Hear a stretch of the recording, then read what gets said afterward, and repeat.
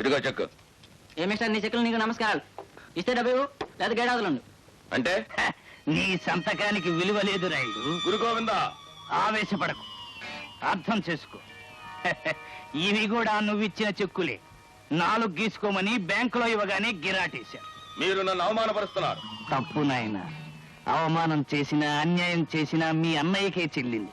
సర్వాధికారాలు తన చేతుల్లో పెట్టుకొని నీకు గాని నీ సంతకానికి గాని పవర్ లేకుండా చేశాడు. లక్షలాస్తున్న అవసరానికి పైసా ఖర్చు పెట్టుకోలేని అసమర్థుణ్ణి చేశాడు. మించిపోయిందేమీ లేదు.